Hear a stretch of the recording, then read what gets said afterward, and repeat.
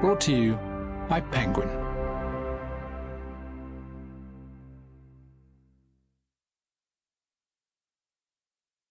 Round Island with a Fridge. Written and read by Tony Hawks. In 1989 I went to Ireland for the first time. I don't know why it had taken so long. Some parts of the world you make a conscious effort to visit, and others have to wait until fate delivers you there. When the moment arrived for me to set foot on the Emerald Isle, it was as a result of a badly written song. An Irish friend of mine from London, Seamus, had urged me to compose a piece for him and his mate Tim to sing at an international song competition which was held each year in his hometown. Qualification for the final, he explained, was a formality, provided I agreed to do a 20-minute stand-up comedy set for the audience whilst the judges were out. The song I had written was called I Wanna Have Tea with Batman. Now, I consider myself to be a good songwriter, but this song was, how can I put it? Yes, that's it, poor. To their credit, Seamus and Tim conjured up a performance to match it. In an extraordinary gesture, which was at best surreal and at worst embarrassing, they dressed as Batman and Robin. At least that's what they had aimed to do, but a limited costume budget had left them in borrowed tights, miscellaneous lycra, and academic robes doubling as capes. I can't recall how badly they performed the song. Who cares? The audience applauded, they won Most Entertaining Act, and so began my fascination with Ireland. Aside from the song contest debacle, there had been another incident which had made this first trip to Ireland stand out in my mind. On arrival at Dublin Airport, I had been met by Seamus's lifelong friend Kieran and driven to Cavan.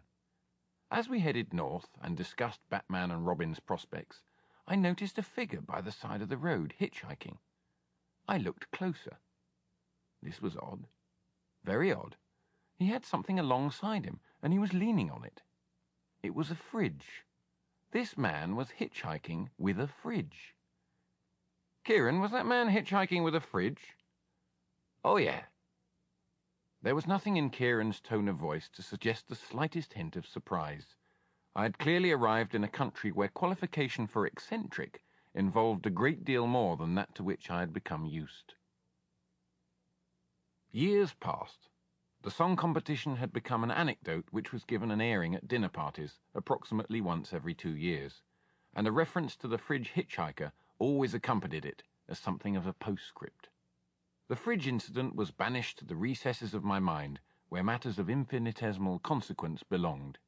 It took alcohol in excess to throw it back up again. The occasion was a dinner party with some friends in Brighton. A vast quantity of wine had been consumed, and the atmosphere was, shall we say, lively. Round about midnight, those present settled on a short discussion on the merits of the new fridge which Kevin had bought, and then, by a series of turns, our attention was given to a trip he was planning to Ireland. The juxtaposition of the two triggered a triumphal re-emergence of my fridge hitchhiking story. Kevin's response was unambiguous. Bollocks. It's not bollocks, I countered. Yes, it is. Nobody could ever get a lift with a fridge. They could in Ireland. It's a magical place. Magical? So's my arse. I let the subject drop.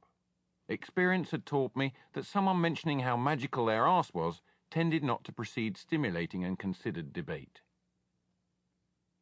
When I woke in the morning, in a physical condition which served as a reminder as to what had taken place the night before, I found a note by my bed.